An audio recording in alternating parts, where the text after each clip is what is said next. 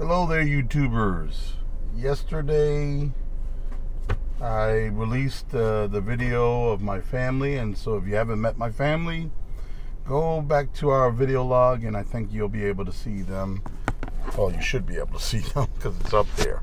So, I said that I would have a video in the morning, and I didn't. So I got caught up. It was pretty busy. I got up late. I was late to work, and so I was running a couple errands before I went to work. So tomorrow, we are going to talk to Dr. David Lamb, the author of this book, God Behaving Badly as the God of the Old Testament, Angry, Sexist, and Racist. So, if you have really tough questions about the Old Testament God, Old Testament text that you find that are pretty troublesome for you, you want to call in tomorrow. You want to talk to Dr. David Lamb. And I really strongly recommend you get this book. It's a really great book. It's very lighthearted, a lot of humor. And I haven't read it all, but we're going to be discussing some of the contents of this book, and also the issues with the Old Testament God that so many people have, and that so many people in the XJW community have recently had with the Satanist Yahweh movement. So, are people reading it in the right context, or are they reading into the text? And I think that what you'll find is that there's a lot of reading into the text. So, anyway, tomorrow's the day. The number is 347-934-0379. 347-934-0379, or subscribe to our program on iTunes, Healing X Outreach. The website is www.blogtalkradio.com/healing, the letter X, outreach. And we come on every Saturday at 1 o'clock Eastern Time. That is 9 o'clock, I think. No, it's 10 o'clock if you're on the West Coast. So 10 o'clock Pacific, 11 o'clock Mountain, 12 o'clock Central, 1 o'clock Eastern Time. We're on every Saturday. Even if I'm not doing a live telecast, about once a month I only do a retelecast. You'll get something that you probably never heard. So, we are back to the series that I started, Propaganda Pals. This is Propaganda Pals number 3, and I call it Trademark Infringement. Or maybe false trademark infringement. Really, I think there's a big hullabaloo about trademark, and what I'm talking about is, and I'm going to read this text, and then I'll tell you exactly what I'm talking about, because I'm going to get out of this garage, and then you're going to take a ride with me, and I will explain a couple of instances. So anyway, the theme text for today's Propaganda Pal, the little bit of poo-poo platter that is under our shoe, or the poo-poo platter that we're eating, and we're breathing on the people. Every time we breathe, we got poo-poo on our mouth. This is old XJW, old cultic propaganda that so many of us are stuck with and still have and carry with us. And it's just a small little piece of poo for some of us. For some of us, it's bigger. It goes to other things. But if you have a small little piece of poo on your breath, it's pretty bad, doesn't it? When you talk to people, you ever talk to somebody who got really bad breath, and you're like, you're trying to be polite, but you can't help it, and your face is like, man, their breath stink. So you got a little piece of poo in your breath. You don't want to smell somebody with poo on their breath. So this is Propaganda Pile number 3, a little bit of poo-poo platter on people's breath. So I'm going to read from 1 Corinthians, I believe it's chapter 9. Yeah, chapter 9. And it's Paul talking about meat sacrificed to idols. And I'm going to give you the application in a minute, but just let me read the text, and then you'll see, oh yeah, that kind of fits. So 1 Corinthians chapter 9, and you might want to read it later on. He says, is it chapter 9? I just read it. No, I'm sorry. It's 1 Corinthians chapter 8. Chapter 8. Alrighty. I'm gonna read the whole chapter. It's a really short chapter. It's so now concerning things offered to idols, we know that we all have knowledge. Knowledge puffs up, but love edifies. And if anyone thinks that he knows anything, he knows nothing, yet as he might to know. But if anyone loves God, this one is known by him. Therefore, concerning the eating of things offered to idols, we know that an idol is nothing in the world, and that there is no other God but one. For even if there are so-called gods, whether in heaven or on earth, as there are many gods and many lords, yet for us there is one Lord, the Father of whom are all things, and for him, and one Lord Jesus Christ, through whom are all things, and through whom we are, and through whom we live. However, there is not in everyone that knowledge. For some, with consciousness of the idol, until now eat it as a thing offered to an idol, and their conscience being weak is defiled. But food does not commend us to God, for neither if we eat or are we the better, nor if we do not eat are we the better. But beware lest someone this liberty of yours becomes a stumbling block to those who are weak. For if anyone sees you who have knowledge eating in an idol's temple, will not the conscience of him who is weak be emboldened to eat those things offered to idols? And because of your knowledge shall the weak brother perish for whom Christ died. But when you thus sin against the brethren and wound their weak conscience, you sin against Christ. Therefore, if food makes my brother stumble, I will not again eat meat, but I will make any brother stumble. Okay, so I'm going to get out this garage, and it shouldn't be a lot of traffic. This is a Friday 5:21 in the evening, and you're seeing me. I'm at the lowest end of the garage because I came in so late. So the reason why I'm doing this particular propaganda pile, number 3, what I call trademark infringement, is that there's been some question about the little symbol, the EM&R symbol, which begins my podcast. And I just thought, oh, well, that's a good topic to really talk about. The EM&R symbol, it's a little triangle, squiggly triangles inside. You know, it's triangle, squiggly triangle. And it's been brought to my attention, and some people have brought this to my attention, that it looks a lot like the pedophile, man loves boy or little children symbol. And I've seen that symbol, and yeah, it kind of does look like it. But I don't think the founders of EM&R, who, by the way, I think EM&R has existed as an organization, I think possibly since the early 90s, maybe the mid-90s.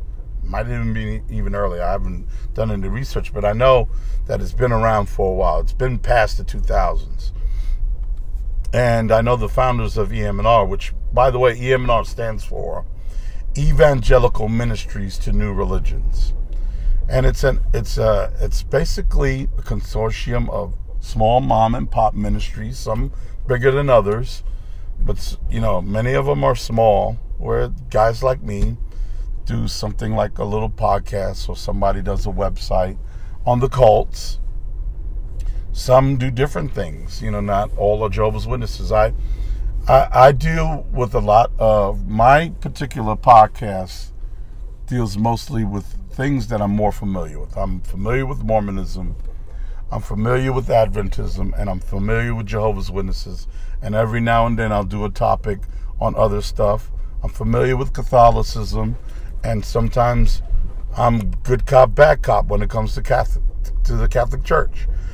But I have a good friend who's a Catholic apologist, and he does a lot of good work debating on our podcast.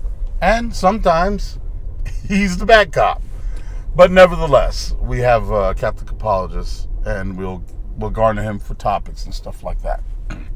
So anyway,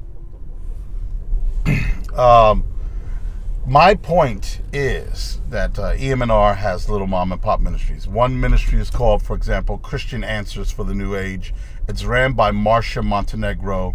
If you were to go to that website, ChristianAnswersForTheNewAge.com, that's her website. And Marcia's expertise is in the New Age and the occult, because Marcia used to be a Wiccan. And she was a spirit guide, and she had spirits. And here we are heading out of the garage into the sunlight. Hello, world. And so, one of the ministries in EMNR is Marcia's ministry, which is and I've had her on the program, and we talk about the occult and her expertise, and she knows about, astral projection, things like that, I have to do an episode on astral projection. I haven't done that.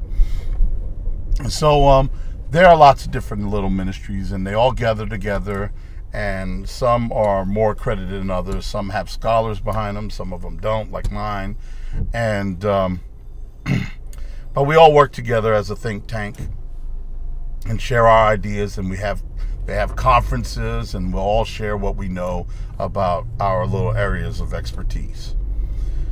So that's what EMNR is all about. But they have the little squiggly triangle, and they also have a darker symbol, a darker triangle symbol. So someone brings that up to me and says, "Hey, that looks like the pedophile," and because the Jehovah's Witnesses have come under a great deal of criticism about their pedophile behavior, this is really prominent in the XJW community. And I think in one of the cartoons, the squiggly thing appeared. But this is why I picked this for a topic today. I mean, now on Facebook, I was using it as my major profile image. And it's an image that I can use to show my affiliation with this organization of various ministries working together. And I felt the need to, I pretty much promoted EMNR as an organization that my podcast is now a part of. And if it's stumbling people, I took it down. And but I'm going to address it here because you will see it, not on this video, but you will see it on my podcast where it shows up in affiliation with EMNR and the symbol. And I still want to keep that affiliation and let it be known. And so that's one of the ways I do that. But I want to go through a little history of trademarks. In the Bible, Moses uses a brazen serpent, or what we call the copper serpent, or in the Bible. And it's funny because he uses the brazen serpent in one of the stories where God sent serpents into Israel, and it was by those serpents that they were going to die because God was angry with them. And they wanted God to show mercy. And God says, "You know what, Moses, I want you to take a standard."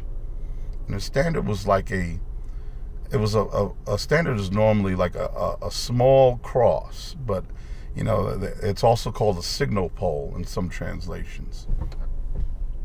And so, but so anyway, people just honking their horns for no reason whatsoever. You think it's New York City. This is Washington, D.C. And so what happens is it's a pole with a small cross beam. Signal poles then look like ship sails. And there's a whole thing about that, and I'm not here to go ahead and tell you a whole story on that. But standards were also used by the Egyptians to hold their gods. And so, of course, many of the Egyptian gods were animals. And before the Egyptians, the Akkadian civilization used standards to hold their gods. And the Akkadians, before the Akkadians, the Sumerians did the same thing. So here, Moses is doing kind of a very pagan thing that God tells him to do. And he puts this brazen serpent, this bronze or copper serpent, and God tells him to tell the people that if they look at this serpent, that they will live. Now, there's a whole meaning behind that, but I'm talking about trademark infringement. And the fact that God had no problem with what could have been an idol. And God was really concerned about idolatry.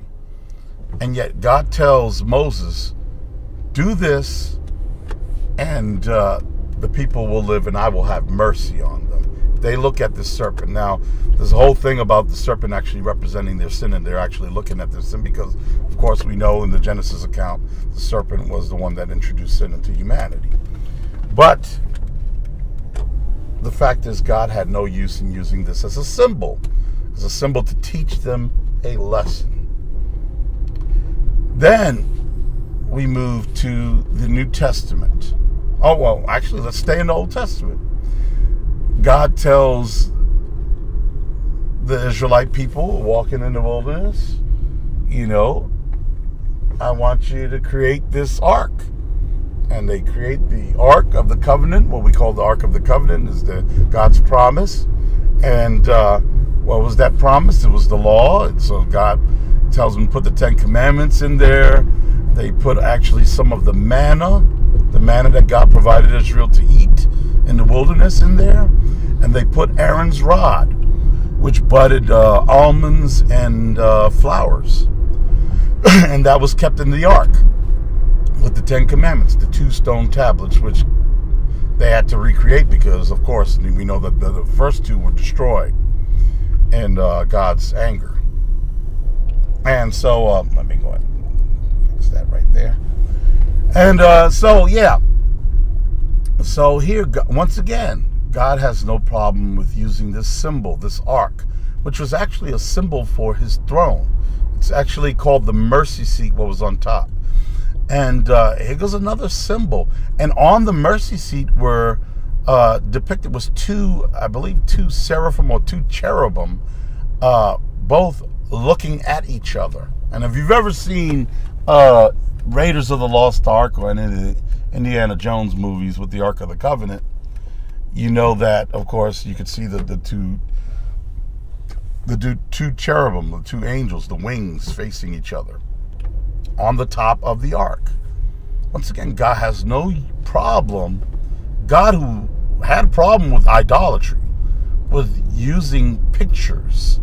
And the whole ark, that is the whole tabernacle which housed the ark and where the priests worked, had all types of images woven into the fabric. And then you have, of course, the early Christian church. And in the early Christian church, one of the very first symbols that they used to really, kind of like a secret code for, hey, I'm a Christian too, was what we call the ichthys, the fish. And, of course, the Greek word for fish, ichthys, was an acronym for, Isios Christos, Soter. Oh no, soter was the last word, ichthys. But it's Jesus Christ, Son of God, Savior. And here you have them using this fish. And they would draw the fish in the ground or wherever they were, and then they knew, hey, you're a Christian too. Well, guess what was prominent? What was the fish used prominently during the days of the Christians? It was a prominent symbol for the god Dagon. Dagon. Christians had no problem with using this fish symbol to designate one another. We're going on. This is more history. Then we have Valentine's Day, right? Good Christian Valentine. Well, Valentine, the story of Valentine was that in a time where marriage was outlawed, it was outlawed for anyone to get married. And Valentine was, of course, marrying people. He was a Christian priest, pastor.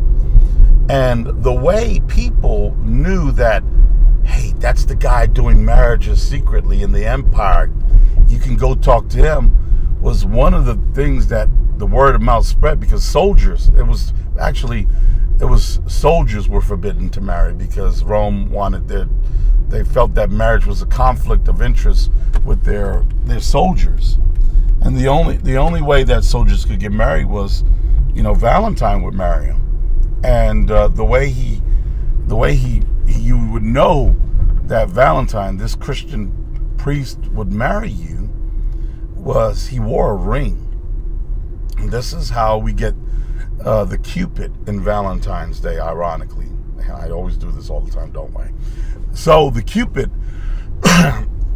of course, is the little baby with wings, which is, of course, I think the son of the god of Venus, the demigod Cupid, or the symbol for love amongst the gods. Because Venus is the goddess of love, and I think he was the son of Venus, and so he was also the god of love. So he would wear a signet ring with the image of Cupid on it. A pagan god. Valentine, people would know that they can come to the Christian who would marry them based upon him adorning the ring which had an image of the pagan god Cupid on his finger. Just think about that. Then you have let's keep on going with this. Let's keep on rolling. Then you have trees. The Christmas tree. A lot of people say, "Oh, the tree was pagan use, in Germany and the Christians." Well, I mean, they were using a tree, but for a whole different reason. In Germany in the 1400s, they had these paradise plays, and they decided to inculcate the tree into the Christmas holiday for two reasons. One, first of all, the paradise plays, and most plays were actually done right there in the woods and outdoors, and it was a great time, even in the fall, in the cold of fall, where you just set up a nice big bonfire and you have your tree out there, and you act like the whole Genesis account, which is why they were called paradise plays, because Genesis, of course, is where the Garden of Eden was. And so they had these paradise plays, and they said, you know what? And they would put apples on it, and they said, you know what? That's such a beautiful image. And they inculcated the tree into the Christmas holiday. One, because first of all, it's cold and it's dark and in the winter, and nobody had PlayStations, and there was nothing on CNN. They didn't have TVs. They didn't have radio. We're talking about a day when a day was really a long time, and the nights were even longer in the winter, and there's just nothing to do. And so people would tell stories. The best form of entertainment was to tell stories, whether it's in the woods or amongst the children. You found things to do and you tell a good story. And so the tree became a great means to tell the biblical story of Jesus. It was a beautiful thing to have in the house. They were already beginning with the biblical story of Genesis. And here, Jesus is said to have died on a tree.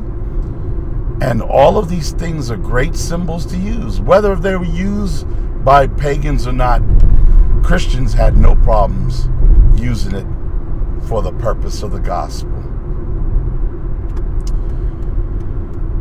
And of course, we know that the Bible ends with a tree.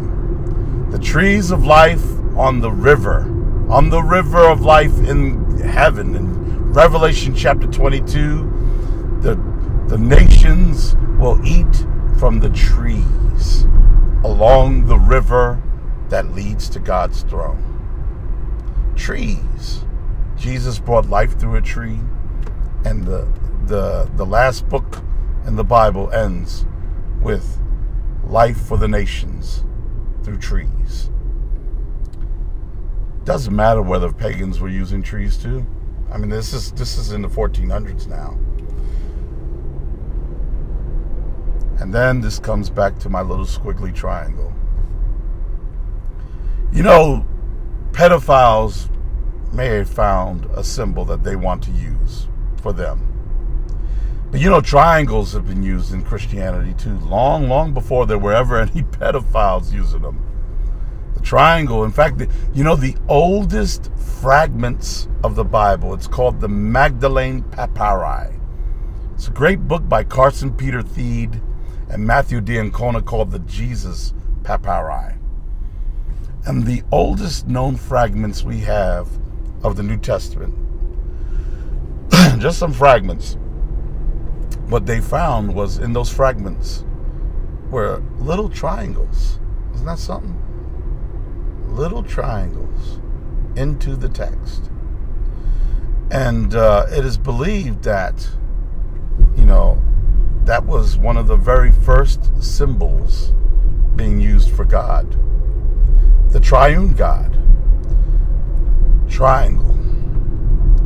And we know it was used later on, but here we have evidence of it in 1st century papyri, that the triangle was being used by Christians already. And we know that they were using crosses. Archaeological digs prove that crosses were found in Christian homes within the 1st century. Those that were buried in Herculaneum, which is which was one of the 2 cities where the volcano that blew away Pompeii blew away a city called Herculaneum. And they found in these Christian homes were crosses in the inner sanctuary of their homes. What we call house churches. So, my point in today's trademark infringement, little poo-poo on your breath propaganda that some of us sometimes repeat, is that if God in the Old Testament had no problem using symbols, and he didn't, and if the Christians in the New Testament had no problem using symbols, and the Christians in Germany just about 600 or 700 years ago had no problem using symbols, even though other people were using them for their own purposes, why do you have such a problem with it? What hang-ups do you have? I'm going to tell you what hang-ups you have. It's because you've been told by your former cult, and it's still stuck here, right here, that everything's pagan. Everything's pagan. In fact, that cult was so obsessed with this everything's pagan doctrine or theory or belief, and I don't have it with me, do I? I might have it down here somewhere. Anyway, they were so stuck with it, is what you guys don't know, is that I think somewhere around in Rutherford's era, 1940s, that they even had their idea to abandon the very calendar that we use. The very calendar. Because they came to realize, wow, you mean the days of the week were named after pagan gods? Saturday, Saturn Day. Sunday, the god of the sun. Monday, Moon Day. Or January, February, March, April, May, all of these names of the months were after Roman pagan gods. And so they were so willing to go so far that they created their own calendar called the Jehovah calendar. And they named the months. Salvation, one of them was named Jehovah actually. But I don't remember if they renamed the days, but it didn't fly well. Let me put it this way: it didn't work out for them. So that thing, as soon as it kicked off, it died. And this is the difference. See, no one has a trademark on whatever. Nobody has trademark on trees. Okay, that's it. Because we worship the devil around this tree, no one can use it because it will always be known as devil worship. No one has a trademark on it. So why are you so worried about it? No one has a trademark on anything. And number two, here is the difference. Here is the difference about me using a little squiggly triangle, or EM&R using it, or anybody else using any kind of symbol they want to, is that no one's worshiping those things. The big deal with God about symbols, about images, was worshiping images as if it was God. A competition of him from imagery. Because that was the whole issue with the golden calf that they created when they went across the Red Sea. So I see we're down on 31 minutes. So I'm just going to go ahead and wrap this up. Don't make a big deal out of wood and stone. That's what Paul was saying there. In fact, Paul, another scripture I wanted to use, went on Mars Hill, and he didn't make a big deal out of it. He saw this statue to an unknown God, and he says, you know what, I'm going to use that to talk about the real true God that they don't know. The real unknown God. The God who created all things. Don't make a big deal out of little squiggly triangles. Don't make a big deal out of the holidays. Even Halloween, which people have now imposed on it from what it originally was a day to mark as holy before the day of All Saints Day, and now people have changed it to the other way. You can change it back. You can change it to anything you want to. The name is All Hallows Eve. It's Holy Evening. I don't care if people want to dress up like Frankenstein and Dracula on it. You have every right to change it back. You have every right to celebrate or worship God on those days and represent God as light in the darkness of others who want to promote darkness, which will be a whole nother piece of poo-poo I'm going to talk about on Propaganda Pals about holidays. But right now I just wanted to talk about that. You all have a blessed day. See you guys tomorrow. Those of you who want to go ahead and talk to my guest, the author of this book, right here, Dr. David Lamb. He's a young guy, really nice guy. Very humorous book, great book. See you guys tomorrow. Please pray for Jehovah's Witnesses, and don't sweat the small stuff. Bye-bye.